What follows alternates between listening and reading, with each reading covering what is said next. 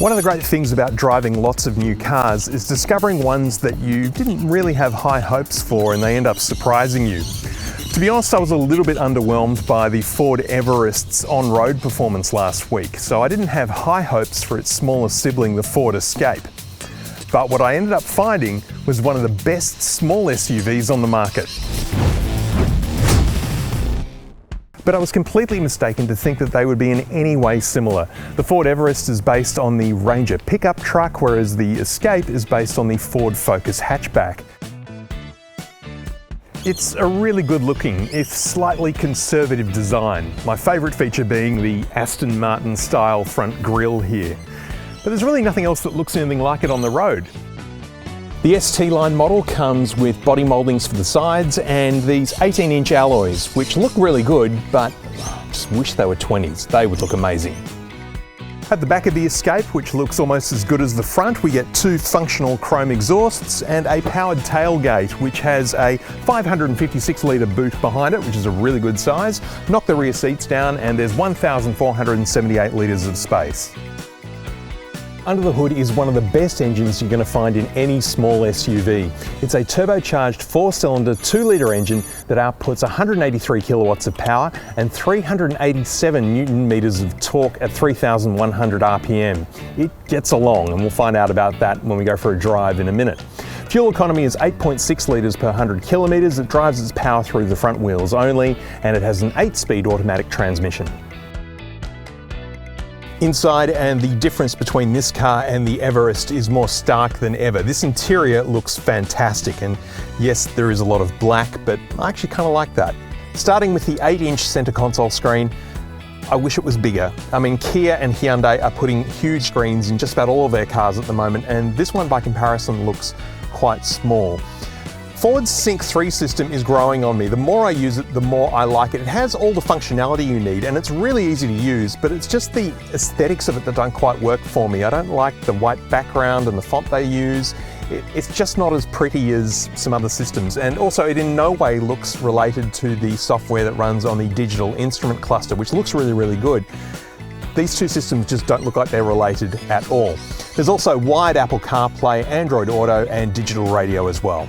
The system also includes the Ford Pass app, which communicates with an app on your phone and allows you to lock and unlock your car without the key. You can also start the engine remotely and get the climate control primed up before you get in the car. It can also tell you things like the fuel level and the tyre pressure levels as well. It's not terribly useful really, but it is a kind of cool gimmick. Oh, and it can also tell you when the car alarm has been tripped, as I accidentally found out during the week.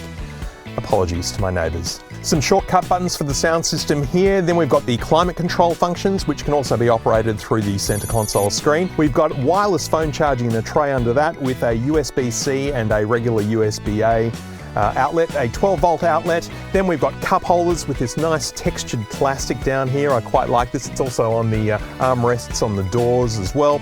In place of a gear shifter, we've got this nice Jaguar type rotary dial that actually has a really nice feeling to it as well. Drive mode selector buttons and the electronic park brake, a little storage tray here. Under the center console armrest here, we've got a little removable tray and a quite deep bin there with another 12-volt outlet. The head-up display in front of the driver actually pops up from inside the dashboard and it's bounced off a little screen that comes up. Underneath that, we've got the digital instrument cluster, which I think looks really, really good. The only thing it's missing is maps, but in terms of the graphics, they're razor sharp, they look good, they change depending on the drive mode that you're in, and it's quite a nice design. The steering wheel has a nice premium feel to it, wrapped in leather with red stitching and a flat bottom for this car's sporting aspirations. Sound system controls and phone controls here on the right. On the left-hand side, adaptive cruise control controls. Like a lot of other systems, you do have to engage in a bit of button mashing to get it to work properly the first time. You need to really use it a few times to get really familiar with how it works exactly. The indicator stalks are in the European configuration in this car as opposed to other Fords, which are not. So the indicator is on the left-hand side and wiper controls on the right. I've made that mistake many times over the last week. It's almost a rare thing in a ST line spec car from any car maker to have cloth seats, but Ford have stuck with them here, and I think they actually look really good, especially with this red stitching, and they're very comfortable. Even though everything in this car is black, there's a nice mix of contrasting materials, so you can actually see what's going on. There's soft touch plastics up here on top of the dash. We've got carbon fibre print running the length of the dash here, which is obviously not the real thing, but it looks pretty good. Only a little bit of piano black plastic here and around the outline of the instrument cluster. Some harsher, scratchier plastics sort of midway down here. Then we've got this nice textured plastic I mentioned before on the center console and on the armrests. And this nice little sort of diamond pattern here on the door inserts also just breaks up the design a little bit. So yeah, it looks really good in here. All right, back seat of the Escape. Nice, this is good. Okay, first thing I've noticed, plenty of knee room. Now, the seat is actually quite close to me, and it's in my own seating position. I'm 190 centimeters tall, but Ford have done a clever thing and actually put a big insert here in the back of the seat. So even though in some other cars my knees would be touching the seat, here they're not, and that's really good. Plenty of headroom too, so this is a really good start. If I just adjust this headrest and bring it up a little bit, that's better. It's not digging in my neck anymore. We've got a couple of air vents here, no climate control, and we have only, no, there are two USBs, a USB-C and a USB-A down the bottom there. So if you've got kids in the back, make sure they both have one of each type of plug, otherwise there are going to be fights. Oh, there's no armrest, I've just discovered that. Okay, that's fine.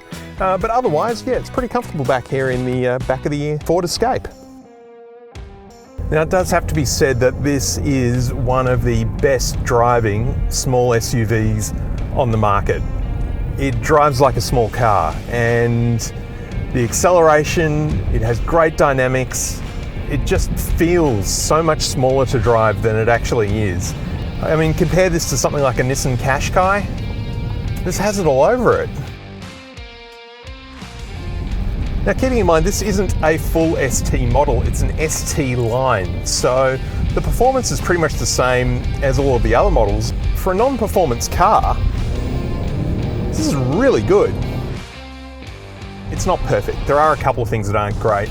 The steering is probably just a little bit too sensitive. It's very direct, not in terms of road feel, but just in terms of responsiveness. It's a very sharp turner, so you've got to be just a little bit careful with the steering. And same with the acceleration. The accelerator is extremely touchy, and all that torque comes on very early on in the rev range. So long as you treat the accelerator and the steering wheel with respect, you'll be fine. I seem to say this all the time about cars and their different drive modes, but there's not a huge difference between them in this car either. This car is quick, really, no matter what mode you're in. Even in Eco, it still gets along quite quickly. The Eco mode in this car is most other cars' equivalent of normal, and normal in this mode is most other cars' equivalent of sport. And sport is, well, pretty quick. This car just feels too quick. It's because you don't expect it. I mean, this is a $40,000 car, and to drive it, this could be an Audi. And it's little things too, like having the flat bottom steering wheel here actually gives it a far more premium sporty-like feel. Feeling a little bit of slippage on the front wheels there. I mean, look, it is a wet day, and I think we can forgive it that, but there is just so much power going to those front wheels that they're having a hard time keeping up. I would be very curious to try the all-wheel drive version of this. I think that would be incredible. In terms of seating position, there's really good visibility out of this car in every direction. We've got a nice big glass house with big windows, so I can see out the front really, really clearly. I can see in the blind spots just by turning my head. We've got blind spot monitoring in the rear vision mirrors, and there's also front and rear parking sensors. Another thing I've noticed about this car, the head-up display is actually visible with polarized sunglasses on. I haven't got them with me right now, but I tried it the other day, and you can actually see the head-up display perfectly clearly. Why can't all car makers do that? I think this would have to be about the most fun small SUV I've driven. Certainly the most fun non-European one anyway. And it is European because it was made in Spain.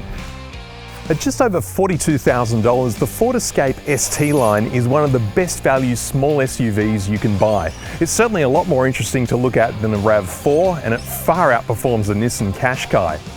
In fact, I like it so much, I'm giving serious consideration to trading in my Honda Civic and buying one.